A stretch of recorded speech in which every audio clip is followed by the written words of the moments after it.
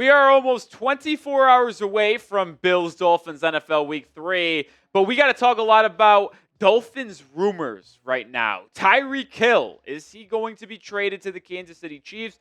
Plus, could the Dolphins be signing a cornerback very soon? I am Nick Roloff. This is Dolphins Today by Chat Sports. We'll start with the trade rumors around Tyreek Hill that have really been swirling since the Week 1 disaster against the Indianapolis Colts. Well, Pro Football Talk, a.k.a. Mike Florio, said after the loss to the Colts in Week 1 that the Steelers and Chiefs could be interested in Tyreek Hill. Well, he doubled down after the loss against the Patriots just on Sunday, saying the Chiefs have interest in trading for Tyreek Hill.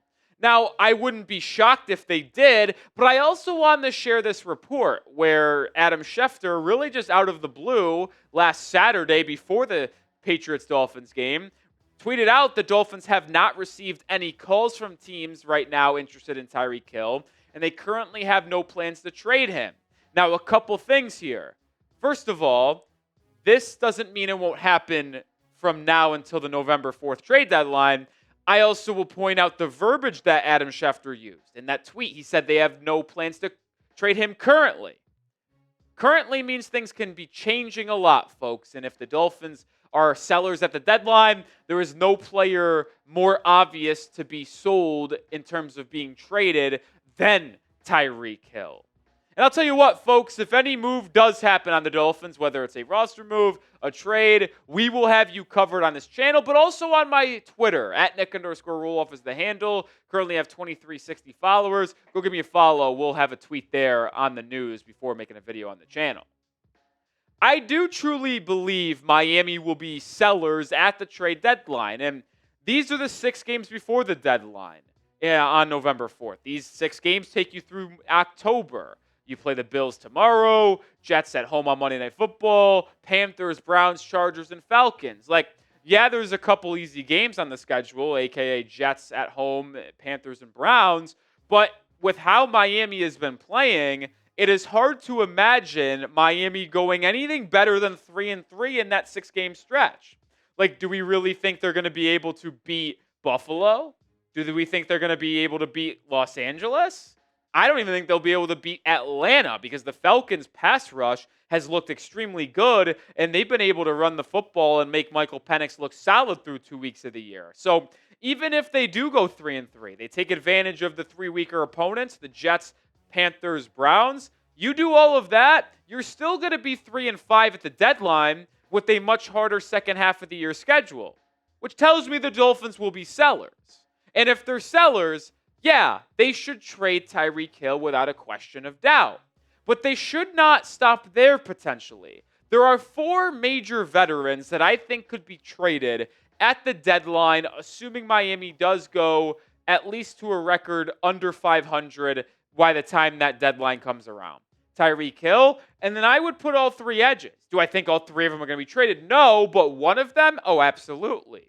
Chubb is older, but he has looked good through 2 weeks. He has 1.5 sacks. Jalen Phillips has 1 year left on his deal. Unclear if he's a part of the long-term plans in Miami. And Judon is a veteran that you could maybe flip for a 7th-round pick if a team is looking for some pass rush depth. Now, if you ask me which player on that list of 4 is the most likely to be traded, I would still answer Tyreek Hill. But the point of showing those 4 players is that Miami should look to sell off any veteran not likely to be here 2 years from now at the deadline, considering they are not going to finish very highly in the NFL standings. Predict it for me. Pin comment. Will the Dolphins trade Tyreek Hill? Y for yes or N for no? Get down in the comment section and let me know. Now, I do want to also say this. The domestic violence claim by Tyreek Hill's ex-wife is still out there. The NFL is investigating. There is no criminal charges, but the NFL would not need to suspend Tyreek Hill, or I should say, would not need criminal charges to suspend him. So until that clears up, a Tyreek Hill trade is very unlikely. But with that being said, he has looked very, very good through the first 2 weeks of the year. And that may incentivize a team like Kansas City, if they think they need an offensive spark, to go out and get Tyreek Hill.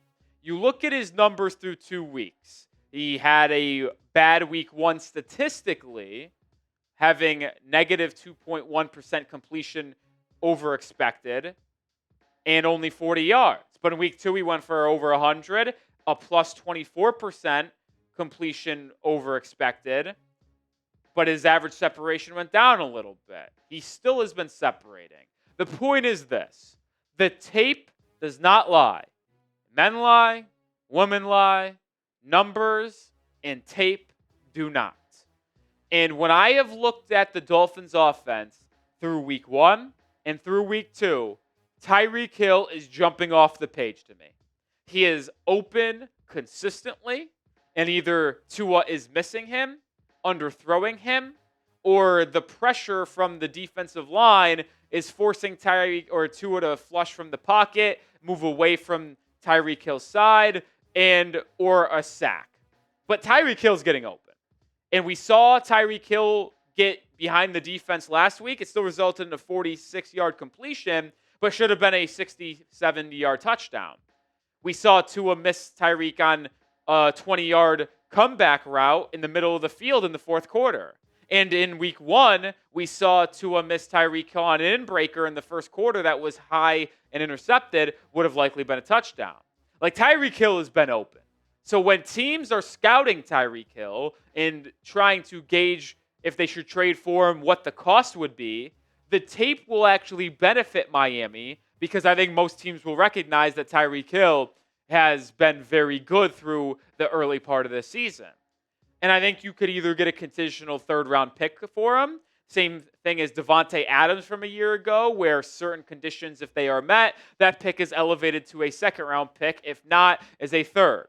Or you can get multiple picks, a concrete third-round pick instead of a conditional, but you also get a midday 3 pick in the 5th or 6th round.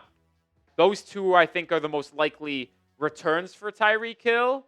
It will remain to be seen if he ultimately gets traded and who trades for him. But I do have to imagine the Kansas City Chiefs, with how bad that offense has looked early on in the year, yes, without Worthy, yes, without Rashee Rice, but could they look to swing big and add a former Kansas City Chief in Tyreek Hill? We're going to get to the cornerback talk here in a second, but get started with PrizePicks today, the daily fantasy app I'm on every day. And if you make the right decisions on PrizePicks, you can get paid. And boy, is it good to be right on PrizePicks. It's available in more than 40 states, including California, Texas, and Georgia. They put their members first. All withdrawals are fast, safe, and secure. They offer Venmo, Apple Pay, MasterCard, and more for quick and easy deposits into your account this football season. And all you do is pick more or less on 2 to 6 player stat projections. I am taking the more on Achane and Jaylen Waddle receiving yards, pairing that up with the max discount on Mahomes half a passing yard, and there's a 3-player entry that I can win 6 times my money. Download the app today and use code CLNS to get $50 in lineups after you play your first $5 lineup. That's code CLNS to get $50 in lineups after you play your first $5 lineup. PrizePicks is good to be right. We'll move away from the trade talk and now into the free agency talk. The Dolphins, could they sign a cornerback? Well, the top 3 free agents still out there as of filming this, I would label them pretty simple. Stephon Gilmore, Asante Samuel Jr., and James Bradbury. I think Bradbury is cooked. Asante Samuel Jr. isn't going to sign until the end of October due to his neck injury. So the only option here for me is Stephon Gilmore. But I do believe Miami should sign the veteran, because this is a guy that would be better than what you have currently and would be able to contribute right away. I said that the entire offseason, June, July, August, and now we're saying it in September. Because through 2 weeks of the season, the Dolphins' pass defense has been horrid. It's been the worst in the NFL in EPA allowed per pass play by about 0.2 points, by the way. The next team, 31st team in the league, their EPA per pass is about 2.3. That's just bad. They allow 236.5 pass yards per game, 24th, 8.4 yards per play, tied for second worst. Granted, the separation is about halfway, but that is unacceptable. Stephon Gilmore would help shore up your secondary at least a little bit. Stay locked in here at the channel because even though the Dolphins have gotten off to a slow start, we'll still be here with 2 videos every single day and live on game days like tomorrow against the Bills. So subscribe and join the family. I mean, you look at the top 4 corners for Miami to this point, it hasn't been good. Storm Duck in one game has allowed the most yards out of anybody on this football team, 72. He also has a QB rating in that game 1 against the Colts, perfect, 158.3. Jack Jones has given up 72 yards as well through 2 games. A touchdown to Kayshon Boutte, 131.3 QB rating. Jason Marshall Jr. has not been that good in the slot, 113.9 QB rating when targeted. Your best corner has been Rasul Douglas. Surprise, surprise. The veteran corner who has had the best career is the best and most successful corner you got. What does that tell you? Well, it tells you, 1, your secondary sucks, that Rasul Douglas is your best corner. But 2, it can't hurt to bring in another veteran like Stephon Gilmore because Jack Jones has not worked. Storm Duck has been bad. Gilmore would, without a question, be better than Jack Jones and Storm Duck. Now I know Duck's out with an injury, but the point still remains. I'm actually to the point where Jack Jones has been so bad that I would be intrigued to see what Juju Brents has, the former second-round pick out of Kansas State, the player Miami claimed after the Colts waived him on roster cutdown day, 6'3", physical, rangy, explosive. Why not give Juju Brents a shot? Jack Jones hasn't been good through 2 weeks, and we're only going to have to play better teams coming up. Why not sign Gilmore? Why not give Juju Brents a shot? If the Dolphins do make a signing, we'll have you covered on Twitter before making a video. So go give me a follow right now at Nick_Roloff.